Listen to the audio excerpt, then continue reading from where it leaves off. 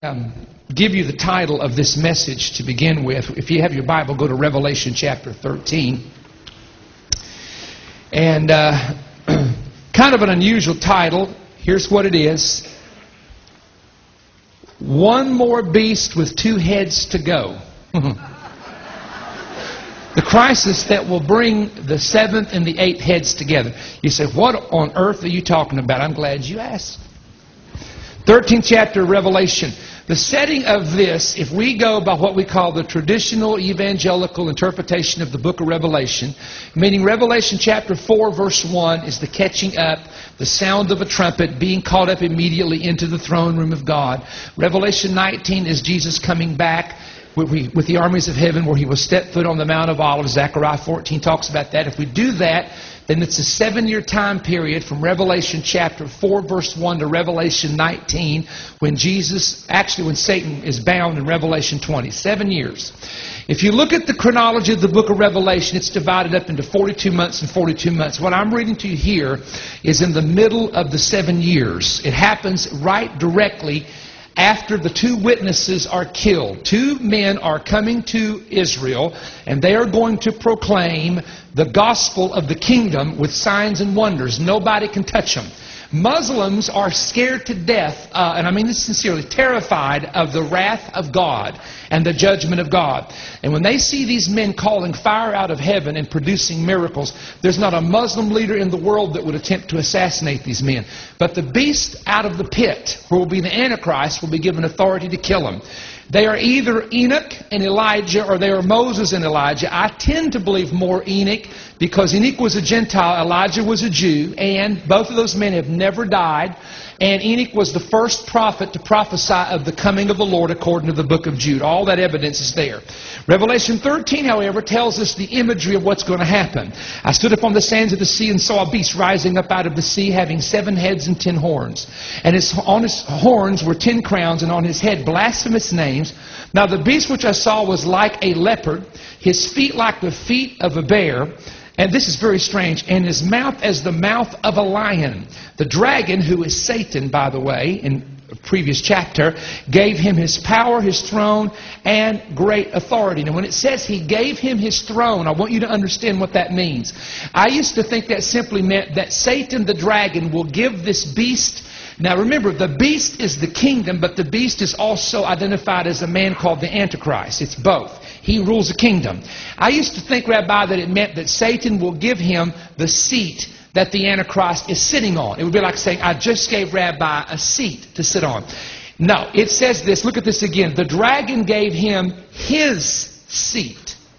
Satan has a seat of dominion in the heavens. He's called the prince of the power of the air in Ephesians 2 and verse 2.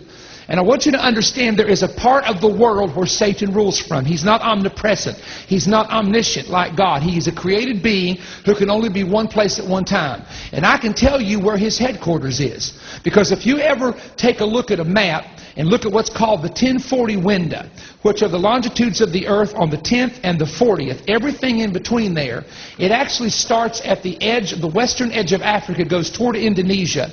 It includes China, it includes India, it includes the Middle East, for example. It is the area, are you ready for this, where in all 3 monotheistic world religions, in fact, it's the place where all world religions began, is the 1040 window.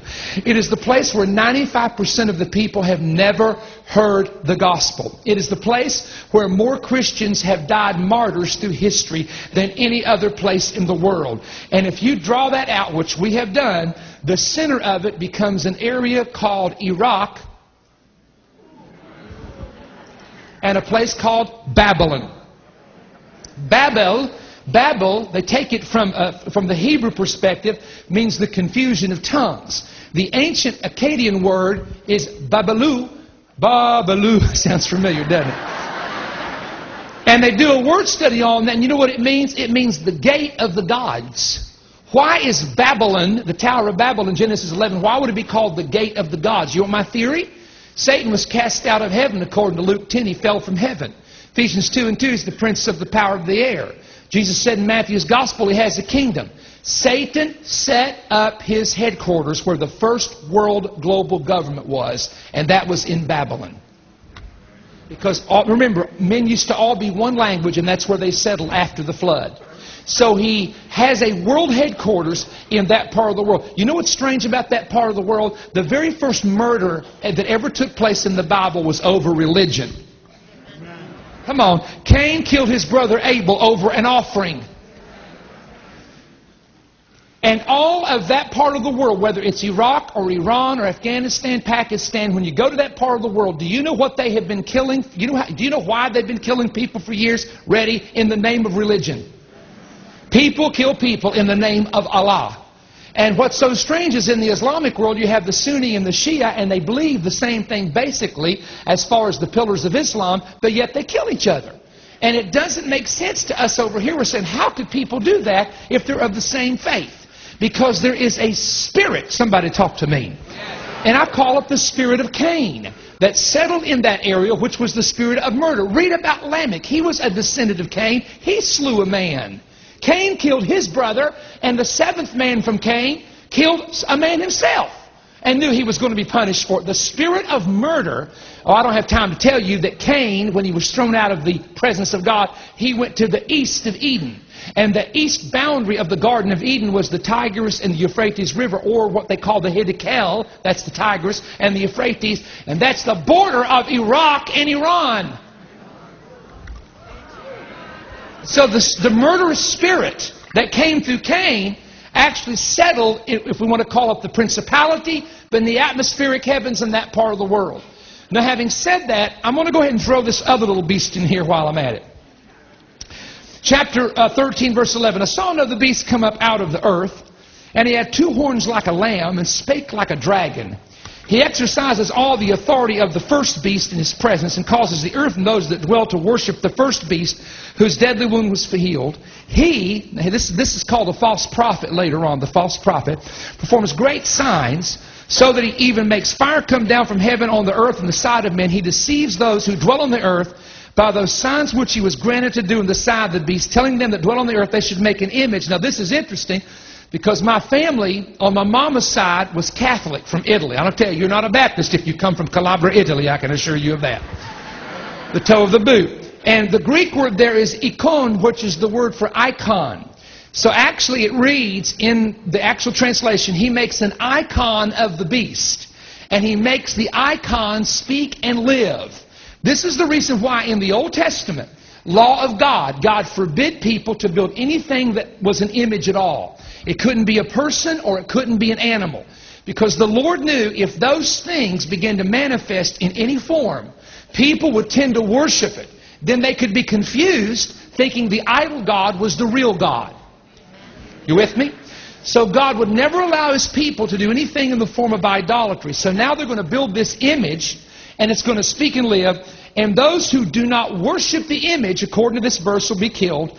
And then you come to that famous verse, He causes all, small, great, rich, poor, free, and bond, to receive a mark in their right hand or in their forehead, that no man might buy or sell, except he have the mark, now watch this, or the name, or the number. Three different things of the beast.